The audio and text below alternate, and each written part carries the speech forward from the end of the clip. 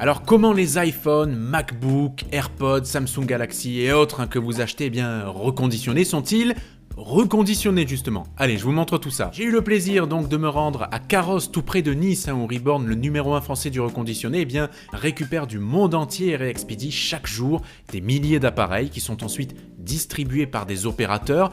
On peut citer Orange et Bouygues Télécom, mais aussi des enseignes comme la Fnac, Darty, Boulanger, Carrefour, Leclerc, Intermarché et autres, sans oublier les Cdiscount et rue du Commerce. Alors regardez, sur place, les marchandises dorment paisiblement dans cet entrepôt, très sécurisé, vous vous en doutez.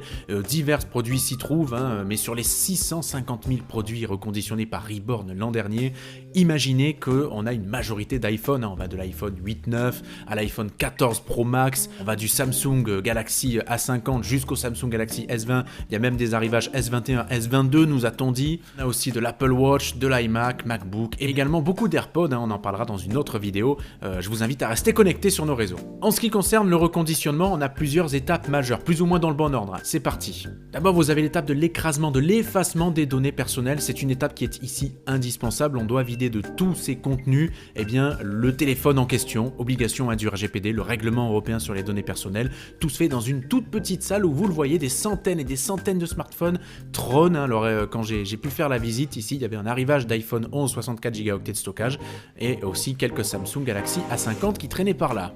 Il faut savoir que chaque jour, on peut avoir entre 500 et 5000 appareils traités, ça fait beaucoup.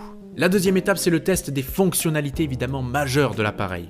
Alors tout y passe, parmi les fonctionnalités, haut-parleur, écouteur interne, micro, caméra, flash, écran tactile, j'en passe, les boutons, tout ce qui est réseau, Wi-Fi, Bluetooth, GPS, lecteur SIM, les capteurs, gyroscope, accéléromètre, on a les connecteurs, on a le pourcentage de la batterie, j'en reparle dans un instant, le nombre de cycles, tout plein de choses. Reborn passe par un logiciel externe et une fois qu'en fait tout ça est fait, ça nous imprime un petit QR code, une petite affiche qui va suivre le téléphone tout au long de son parcours de reconditionnement et puis on a accès dessus, regardez, je l'ai scanné, je l'ai fait moi-même sur place à tous les détails du téléphone, de l'appareil en question, et puis ce qui va, ce qui ne fonctionne pas. Il faut savoir que l'un des smartphones que j'ai pu voir, il y avait un problème en fait avec la fonctionnalité NFC, notamment pour le paiement sans contact, etc.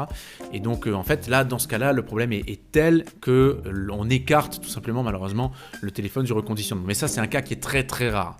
Troisième étape que j'ai identifiée, c'est la classification de l'appareil. Il faut savoir que Reborn propose deux choses, le grade A et un grade B. Essentiellement, donc, ce grade A, c'est le grade Reborn ici. Le smartphone est en excellent état. On n'a plus le droit légalement en fait de dire comme neuf. Il faut qu'on dise en excellent état. Généralement, il y a une toute petite marque sur le smartphone que vous ne voyez pas à l'œil nu. Avec une batterie aussi, je précise, à 80% de sa capacité au minimum. Et puis vous avez le grade B, le grade B Black. C'est comme ça que Reborn l'appelle. Cette fois, le mobile est en très bon état, l'appareil est en très bon état, avec quelques petites rayures peu grossières, fort heureusement. Chose à retenir, il n'y a que l'aspect esthétique qui différencie en fait un appareil de son grade A au grade B, puisque les composants seront les mêmes dans tous les cas, on met une batterie, etc., etc. Petite précision en ce qui concerne la batterie, je sais que vous le demanderez sûrement, c'est une batterie compatible, c'est pas forcément une batterie constructeur, notamment pour Apple, on sait pourquoi, problème avec les pièces détachées, etc. La quatrième étape que j'ai identifiée, c'est l'empaquetage, le conditionnement. Donc alors là, ici, en fait, on voit les boîtes que vous recevrez à la maison si vous commandez, par exemple sur la Fnac, un smartphone reconditionné Reborn. Plusieurs personnes ainsi à faire, on peut emballer jusqu'à 2000 appareils par jour, ce qui est quand même colossal. Autre précision, petit tips que je vous donne, au moment donc où j'ai fait le reportage il y a quelques jours seulement, on installait la version 17.5.1 d'iOS, donc qui est une version qui est sortie mi-mai à peu près 2024, donc très très très récent. Une autre étape qui peut évidemment s'avérer nécessaire, c'est le démontage des appareils qui nécessitent un changement de pièces. Et là, entre en jeu l'importance majeure de la batterie. Donc ici, qu'est-ce qu'on fait? On va chauffer l'écran, on va ramollir le joint et puis on ouvre la bête. D'ailleurs, souvent, la manipulation consiste, je le disais, un petit peu en un changement de batterie. Mais les techniciens peuvent aller plus loin. Ils peuvent par exemple toucher à la carte mère si nécessaire. S'il y a un problème aussi avec le système d'authentification Face ID, etc., etc. La sixième étape, c'est bien entendu la remise en vente, l'avantage du prix reconditionné. Généralement, pour un produit en excellent état ou très bon état, on peut avoir une décote qui va de l'ordre de 20 jusqu'à 30%. Si l'appareil est un petit peu plus abîmé, un petit peu plus ancien, on peut atteindre une décote de 70% du prix d'origine vente, enfin du prix en tout cas achat, ce qui est quand même beaucoup. 3 choses importantes à dire sur Reborn, 3-4 on va dire que j'ai identifié. Parlons d'abord rapidement de l'EA, l'intelligence artificielle, ça peut un peu rebattre les cartes, mais c'est pas encore certain. En tout cas, on y croit du côté de Reborn, mais c'est pas encore certain. Mais en tout cas, ça accélérera peut-être le renouvellement de l'appareil, du coup le reconditionnement des appareils, on verra bien.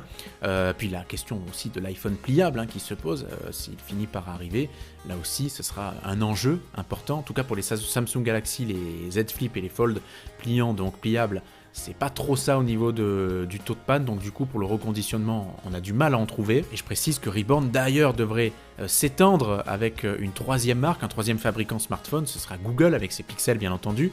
D'ailleurs Reborn va grossir à Nice, ils vont en fait doubler la taille de leur surface utilisable en ayant racheté le terrain juste à côté. Vous avez vu les images tout à l'heure donc du drone. Autre enjeu aussi important, c'est celui de la réglementation. Il faut savoir que jusqu'au 1er juillet, les produits donc, que vend Reborn étaient frappés d'une taxe de 0,02 centimes par produit.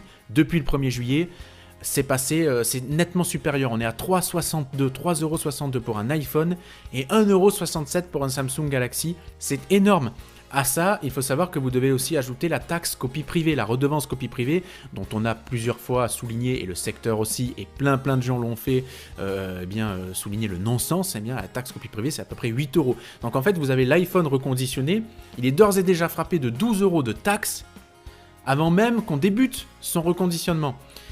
C'est quand même énorme et ça pourrait peut-être mettre un frein, en tout cas momentané, à l'industrie. On ne sait pas, on verra, mais c'est pas le meilleur des signaux envoyés quand même pour favoriser les gens à faire du reconditionné. Dernière chose enfin quand même, le reconditionné c'est super, je l'ai vu de mes yeux, etc. On jette pas énormément de smartphones, on en jette évidemment, enfin on en jette après, il y a du recyclage, etc. qui se met en place, aucun problème, mais évidemment tous les smartphones qui arrivent pour le reconditionnement ne sont pas reconditionnés, certains ne pourront pas être réparés, etc.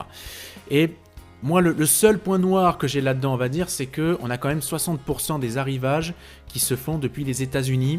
C'est peut-être un peu la limite, on va dire, parce que le bilan carbone, même si ça se fait par paquet, ça se fait en gros, d'accord ? Donc c'est du fret, évidemment en amorti, et on a 20% aussi qui viennent d'Asie hors Chine, et les 20% restants d'Europe. Je pense que le défi, c'est peut-être aussi de réussir à rapatrier avec les fournisseurs plus de smartphones qui viennent d'Europe pour un bilan carbone un peu plus faible. Et là, vraiment, on aura une industrie encore plus vertueuse. Mais le reconditionnement, il faut savoir que c'est tout récent. C'est quoi ? C'est une industrie à 7, 8, 10 ans, même pas d'existence. Reborn est né en 2017 et il n'y avait qu'un seul acteur à l'époque sur le marché. Mais voilà, en tout cas, j'espère que ça vous a plu. Et on se retrouve très vite pour de nouvelles aventures. Salut!